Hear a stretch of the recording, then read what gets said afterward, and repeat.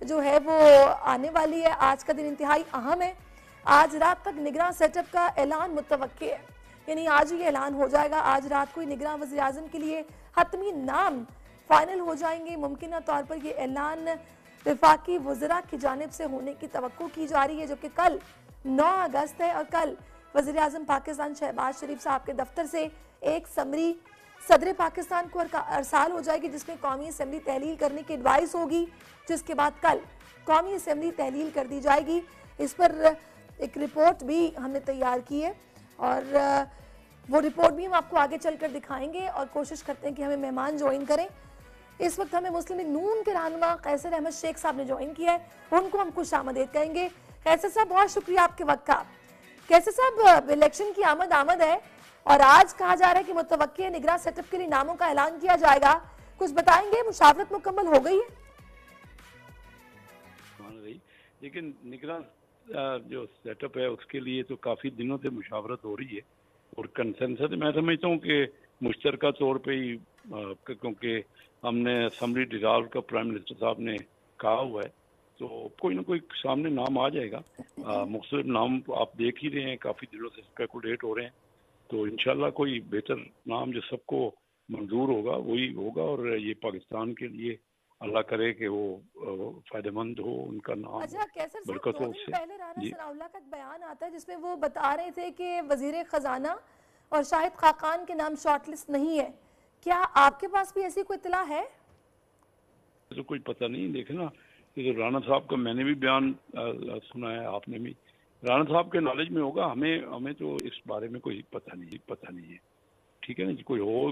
تو ضرور میں بتاتا، کیونکہ ہماری کوئی پارٹی کی میٹنگ تو ہوئی نہیں اس سلسلے میں، وہ آپس میں ڈسکس ضرور ہوا ہوگا، منسٹرز میں ہوا ہوگا یا اپنے ان کے قریبی جو رفقا ہیں، لیکن مجھے اس بات کا علم نہیں ہے۔ اچھا قیصر صاحب، آپ کے کچھ اتحادیوں کے مردم شماری کو لے کر تحفظات ہیں، کیا انہیں دور کر دیا جائے گا یا کر دیا گیا ہے؟ تو سی سی آئی کی جو میٹنگ ہوئی ہے اس میں تو کسی نے کوئی تفاضات یا کوئی اپنے خدشات کا اظہار نہیں کیا، بلکہ ایم کیو ایم کو جو پہلے کافی وہ ان کی شکایات تھی، تو انہوں نے بھی کہا ہے کہ ہماری تو یہ ہمارے لیے تو حق میں بہتر ہوا ہے، اور کوئی سامنے واضح طور پہ کوئی ایسا اختلاف آیا تو نہیں ہے۔ سی سی آئی نے تو یونانیمس فیصلہ کیا ہے کہ جو نئی مردم شماری ہے اس کے مطابق حلقہ بندیاں ہوں گی، اور وہ جتنی جلد ہو سکے، الیکشن کمیشن کا آج اجلاس ہو رہا تھا، کچھ طے ہو گیا ہوگا اس میں کہ جلد سے جلد الیکشن کرائے جائیں اور اچھا قیصر صاحب، اس وقت ایک افواہ یہ بھی گردش کر رہی ہے کہ اگر نئی حلقہ بندیاں ہوئیں تو الیکشن تاخیر کا شکار ہو جائیں گے، کیا ویسا ہوتا دیکھ رہے ہیں آپ بھی؟ بہتر لوگوں کا یہی خیال ہے کہ ٹھیک ہے، اس میں کم از کم کہتے ہیں جی 4 مہینے کا پروسیجر ہے یہ حلقہ بندیوں میں، پھر 2 مہینے الیکشن کے لیے چاہیے، تو 5 مہینے تو کم از کم آج سے اگر گنیں گے تو ہوگا، تو فروری سے پہلے الیکشن کروانا مشکل ہو رہا ہے۔ آج اب اگست کا مڈ ہو رہی ہے، تو فروری سے پہلے الیکشن مشکل نظر آ رہا ہے۔ کیسے صاحب، اب اس ساری صورتحال میں قوم منتظر ہے کہ بڑے میاں صاحب کی واپسی کب ہوتی ہے، کب تک واپسی متوقع ہے؟ وزیراعظم نے خود اعلان کر دیا ہے کہ اگلا وزیراعظم وہ نواز شریف ہوں گے، تو کب آ رہے ہیں واپس میاں صاحب؟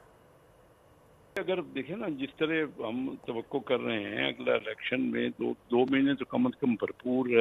الیکشن کے لیے کمپین ہوتی ہے، تو وزیر اعظم کے جو کینڈیڈیٹ ہیں اور ہیں میاں نواز شریف صاحب، تو 2 مہینے تو الیکشن کمپین ہونی ہے بھرپور، تو اس سے پہلے یعنی اگر فروری میں بھی ہم الیکشن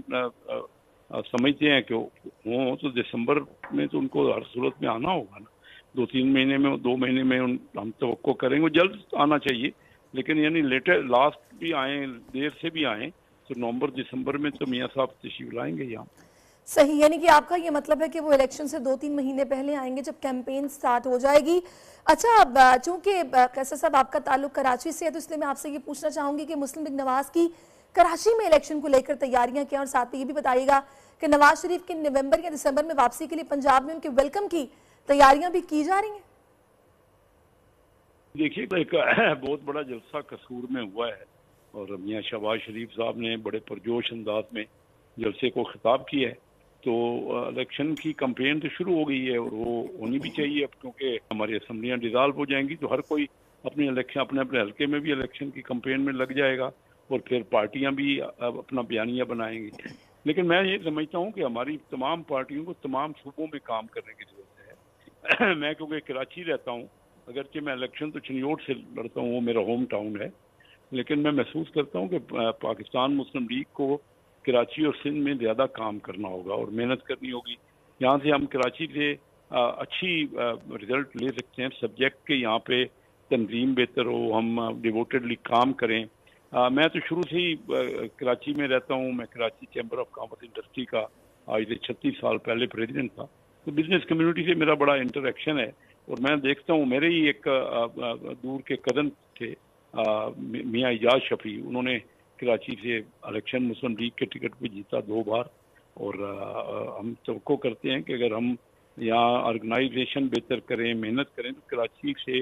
ہم پاکستان مسلم لیگ کے لیے کافی سپورٹ ہے. اور میں نے یہ ڈسکس بھی کیا اپنی پارٹی کے لیڈران سے کہ زیادہ سے زیادہ کراچی کو اگنور نہ کریں، بلکہ ہمیں اپنا جو ہے نا یہاں سے